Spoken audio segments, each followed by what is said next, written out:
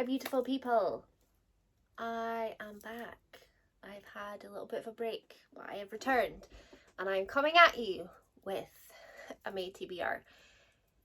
But not TBR, because it is me and we all know that I just don't read a lot. That's untrue. I do generally read a lot, but I've just had really slow times since I started YouTube up again, so it just looks like I'm not a reader. It's April the 27th and you are all gonna laugh at me when you see how many books is on this TBR. Can I just point out that there's a whole new setup? I've got a tripod, I've got my little ring light. So we're changing things up a little bit. So this is maybe a bit of a strange angle, but here we are, we're just gonna go with it. Also ignore the mess here. I work from home sometimes now, so I've got everything like shoved over there that was on my desk because I had to put all the books that I'm going to read in May on my desk. So before I continue to blather on, let's get straight into what I'm going to be reading in May. First off, this is in no particular order, I'm just picking up off the pile. These Witches Don't Burn by Isabel Sterling. This has been on my radar for absolutely ages. I don't know why I've not picked it up yet. I think, is there 2 or 3 of them out now?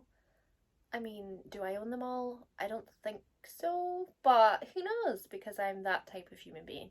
But yes, this is a must-have. Must get this read, at least this year, but hopefully in May. I do plan on spending a lot of May reading and catching up because I own a lot of books and I'm never going to read all of these whilst I am gracing the earth with my presence. So I really need to get a move on. So These Witches Don't Burn, number 1.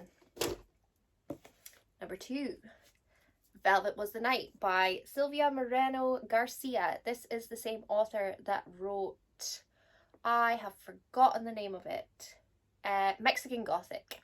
Now, I was not a huge fan of Mexican Gothic, but I didn't want to let her be banished on my list of people that I don't want to read their books because I didn't enjoy one of them. So I've got this one, and I've also got Certain Dark Things. So they're the other 2 of her books that I'm definitely going to try and see how I get on. But this one sounded really cool. It is basically set in 1970s Mexico City, and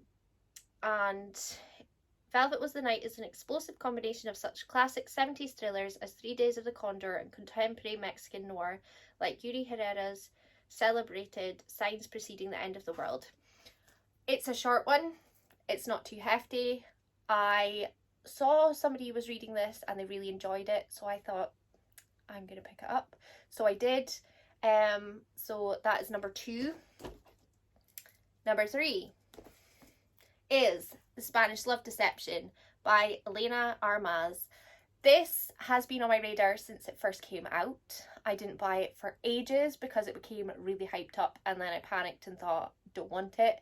But then in my in real life book club, this is the pick for me, so had to get it onto this list.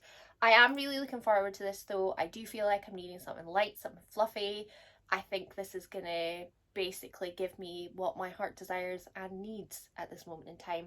And this TBR is very mixed and varied as well, so being a mood reader, this is going to be pretty good. This is actually quite a chunky one. I got this one from Becca for my birthday, but it is, how many pages? It's quite a chunker. 468 pages, and to me, that is a big book. To other people, it is not. But yes, so definite. I have to read this in May. You guys can hear me say that. I have to read this. Then I have got The Fine Print by Lauren Asher. This was gifted to me lovely. This was gifted to me by the lovely Catherine. Oh my god, Katie, spit out the words. For my birthday. And this is like billionaire smut. And if you guys have been here for a while, you know that I love a little bit of smut. So I am very excited about this one. Again, light, fluffy. I'm all in.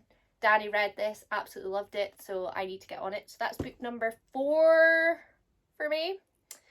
Then this book I might not finish in May, but it's for a readathon, the Tudor-along, I believe, the Tudor-along.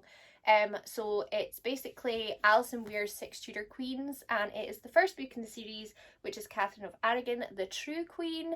So basically with the Tudor-along, you read each of these books like within 2 months and then discuss it and then move on to the next book. So there's obviously 6 because it was Henry VIII's wives. This is a chunker, but I have been very excited about reading this for a really long time, since Shell first mentioned it. And then basically our friend group all bought all of the books in this series, and we've all desperately been waiting to read them, and they're all so floppy. So I have to get this started. I can't guarantee I'm going to finish it, but I have to get this started. But I am very excited about that one. That was book number 5. Book number 6, we have a graphic novel. We have Lore Olympus Volume 1. And I'll tell you for why this is on my May TBR, because I've owned this since it came out. I pre-ordered it and I've not read it, and the second one is out in July. So I really need to get a move on. It's pretty self-explanatory. Need to get this read. This is a one sitting kind of book for me, so at least at the end of May I'll have read one book and had some form of achievement. So there we go. So that is book number 6. Book number 7. Now I am so far behind with the Cassandra Clare read along, so far behind, but I've still got City of Glass to read, so I might get to this in May. I'm really hoping to, because I would love to catch up with everybody else, because I'm like 2 months behind now. Ugh.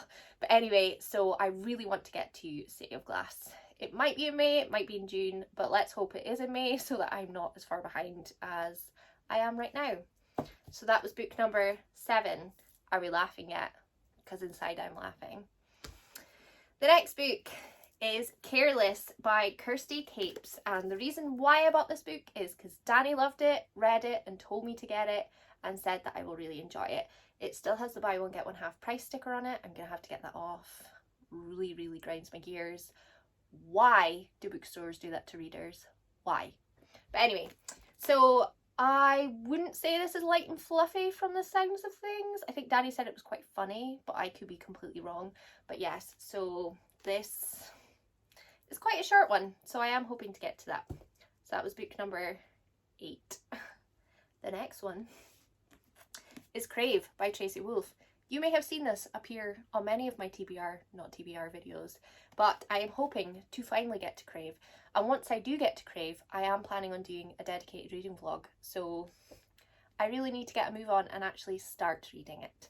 So yes, in May, is this going to be a thing? We'll see. So that was book number 9. Book number 9. Number 9. And finally, book number 10. Yes, there's 10 books on my TBR, not TBR for May. Is this ridiculous? Yes, it bloody well is. Are we going to try our best? Yes, we are. Are we going to make more time for reading this month? Yes, we are. So number 10 on my list is Punk 57 by Penelope Douglas. Been on my radar for absolutely ages. I'm pretty sure this was on my April TBR. My April TBR basically fell out the window because life happened. It sucked, but here we are. So Punk 57, Danny has told me as well, Kate, you're gonna love this book. Please pick it up. Please read it now. So hopefully May will be that month that I will do that. So we'll just have to wait and see. But yeah, 10 books on my May TBR. How many of these books do you guys think I am going to manage to read this month? I am 100% trying to dedicate more of my time to reading because I'm severely lacking in that department, and it's a nice distraction, and a distraction is what I am definitely needing at this moment in time. So yes, is any of these books on your list in your TBR for May? I'm living in the past. What are you reading for May? Pop it in the comments below and let me know.